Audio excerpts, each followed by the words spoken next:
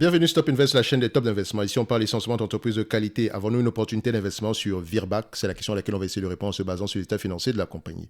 Donc, ceci représente uniquement mon point de vue et non un conseil d'investissement. Et comme d'habitude, je me réserve le droit de me tromper.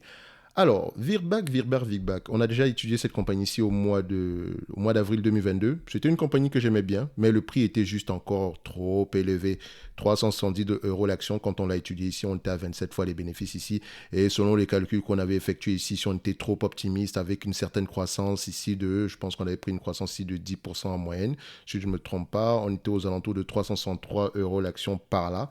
D'accord, avec une certaine croissance, mais également on avait pris deux types de marges. On avait pris des marges à 10% et des marges à 8%, et c'est surtout au niveau des marges qu'on avait un petit souci, parce qu'on s'est rendu compte que sur les 3-5 dernières années ici, nous avions une entreprise qui avait des marges élevées. Maintenant, la question était de savoir est-ce qu'elle pouvait maintenir ces marges-là quand on la comparait également à des entreprises dans le même secteur, comme par exemple Zoetis. C'est juste un nom, je n'ai pas étudié cette entreprise-là. Donc Zoetis, par exemple, c'est une entreprise qui pourrait clairement avoir des marges de 10% par là. Donc, est-ce qu'elle peut maintenir ses marges? C'est la véritable question. Donc ici, on a eu les résultats financiers du troisième trimestre ici. Donc entre-temps, voilà, on a le premier semestre qui est passé. Là, on a le troisième trimestre ici. Donc la plupart des compagnies publient les résultats ici. Donc je vais les lire. Je vais lire le document en question. Enfin, pas les rapports financiers, mais la note ici par rapport à ce que disent. On va commenter cette note-ci. D'accord? On va juste la commenter ici. Alors, qu'est-ce qu'on met? Alors, séance difficile pour Virbac qui perd plus de 7% ce mercredi à la Bourse de Paris à l'occasion de la publication de son chiffre d'affaires du troisième trimestre. Le laboratoire vétérinaire faisait également le point mardi soir sur ses perspectives annuelles duquel il ressort que la dynamique de marge sera un peu moins forte que prévu. Ok, déjà, si l'action perd 7%, je vous ai toujours dit que ce n'est pas le prix, ce n'est pas la variation du prix qui devrait vous intéresser. C'est en termes de valeur ici. Donc, est-ce que l'entreprise ici a eu de bons résultats? Si elle n'a pas eu de bons résultats, qu'est-ce qui s'est passé? Si elle a eu de bons résultats, qu'est-ce qui s'est passé? Quelle est la situation à court terme, à moyen terme? Quelles sont les perspectives ici? Quel est le niveau d'endettement? Donc, c'est ce qui devrait nous intéresser, c'est ce qu'il y a dans les rapports financiers. Donc, les nouvelles ici, la variation du prix, etc., c'est bien, mais ce n'est pas une information pertinente. OK? Donc, on dit ici qu'il reçoit une dynamique de marge. La dynamique de marge sera un peu moins forte que prévu. Donc, pourquoi? Donc, pour 2022, l'objectif de croissance est désormais estimé dans une fourchette de 6 à 9% contre 5 à 10% précédemment. Là, l'objectif de croissance est 6 et 9, entre 6 et 9, alors qu'on planchait entre 5 et 10 précédemment. Je vous ai toujours dit que quand on vous donne un objectif sur un intervalle, prenez le moins 10 ans. Donc, si on avait pris un objectif de croissance de 5%, on ne se serait pas retrouvé dans ce genre de situation-ci. OK, donc maintenant on planche sur 6 et 9%. Donc on aura au moins 5% et c'est déjà une bonne nouvelle. Ce qui constitue un juste affinement. Donc on continue. En revanche, pour ce qui est de la marge opérationnelle courante avant amortissement des actifs issus d'acquisition, elle devrait maintenant ressortir entre 14 et 15% contre avoisinant les 15% auparavant. Donc en fait, on a quelque chose qui pourrait peut-être ressembler à 14, quelque chose au lieu de 15, quelque chose. Vous voyez ce que je veux dire? Bah, comment est-ce que j'apprécie ça? Ça va, c'est pas pire. C'est pas pire. On n'a pas du 5%, on n'a pas du 10%. C'est pas pire. D'accord? Donc, nous pensons que ce signal négatif, avec un impact estimé à 2% sur le profit net par action, dont l'impact négatif par rapport à cette variation sera de 2% sur le profit net négatif, ainsi que le fort ralentissement de la croissance organique au cours des 3 trimestres exerceront une pression sur le cours de l'action. OK? Et j'espère que ça va exercer une pression sur le cours de l'action, parce que le cours de l'action était complètement déconnecté, voilà, je ne dirais pas déconnecté des fondamentaux parce que ça prenait en considération la croissance. Maintenant qu'on revient un peu sur Terre, là, ça va peut-être commencer à ressembler à une opportunité d'investissement. Donc, selon ce que l'analyse dit ici, c'est comme ça que moi j'apprécie ce qui est écrit. D'accord? Écrivez ce matin les analyses de Stifel. À taux de change constant, le chiffre d'affaires a reculé de 0,2% entre les mois de juillet à septembre, à comparer à des progressions de 7 à 8% au deuxième trimestre et 16% au premier trimestre. Donc, on a un ralentissement ici qui est peut-être dû à la conjoncture économique globale, ok?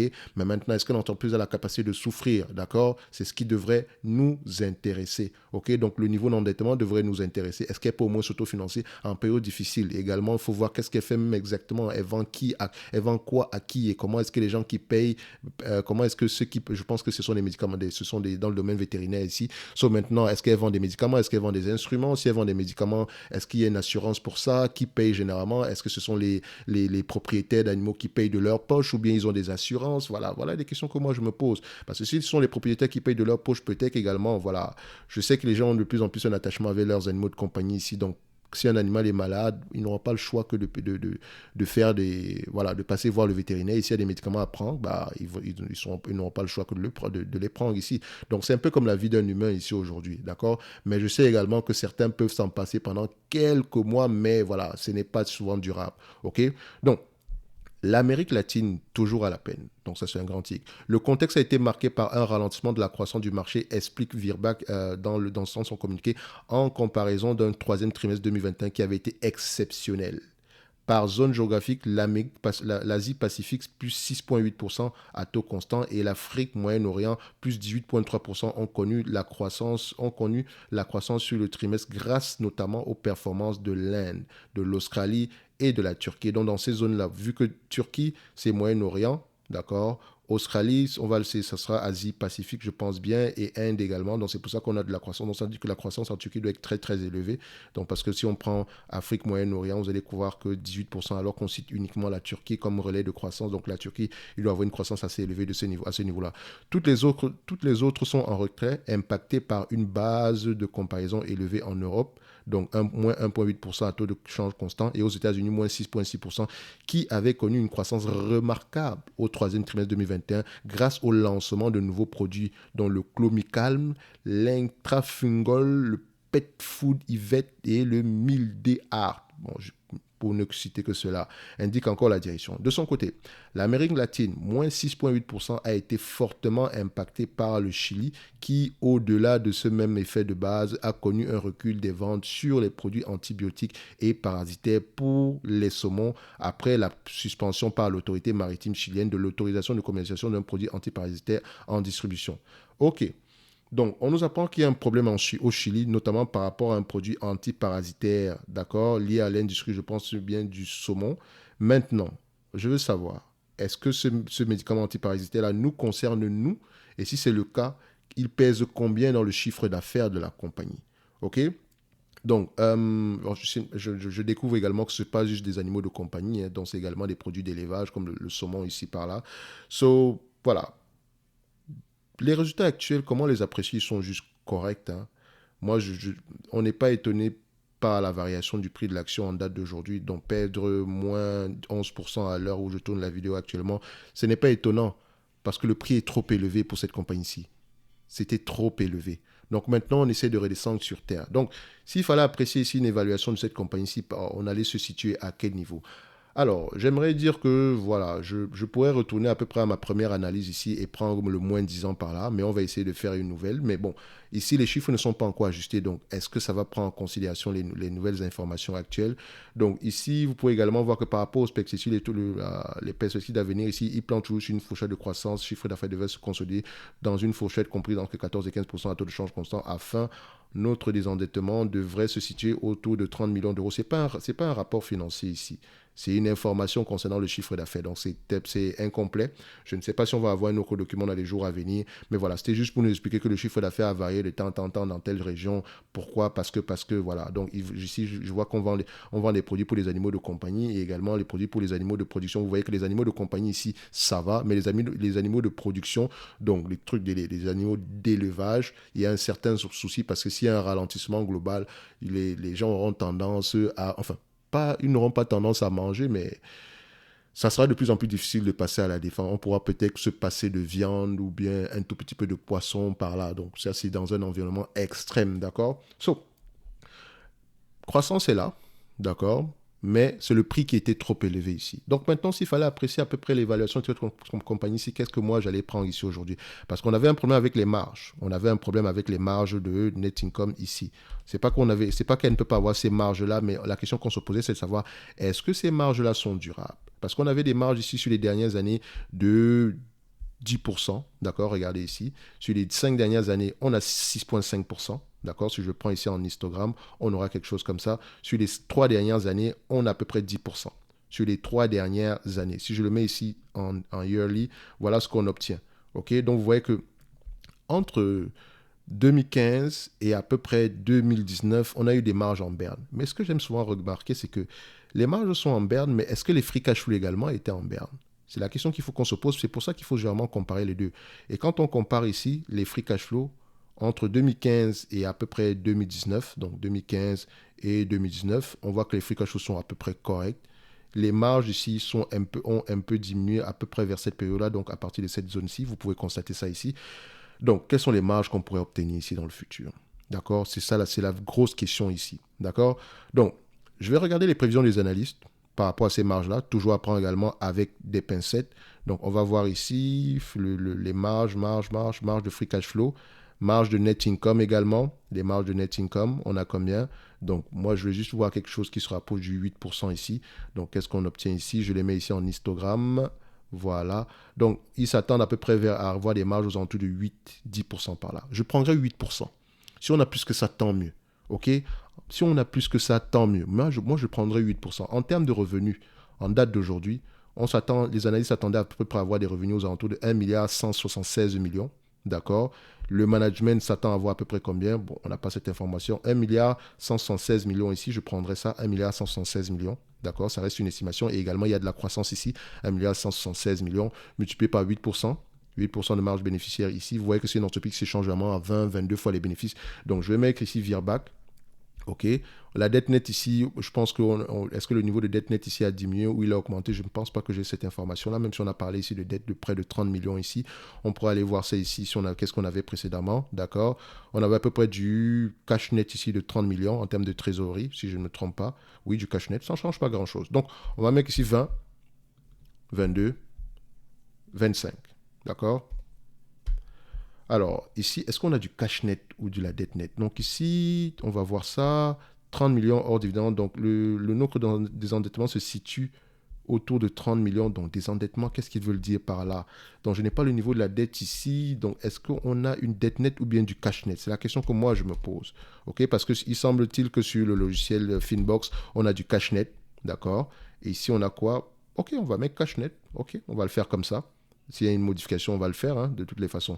Donc, 20, 22, 25, d'accord. Je mets ici 94 millions qui représentent 8% de 1,116 milliard. D'accord. Je mets ici 94, sans prendre en considération la croissance. Donc, on met 94, OK.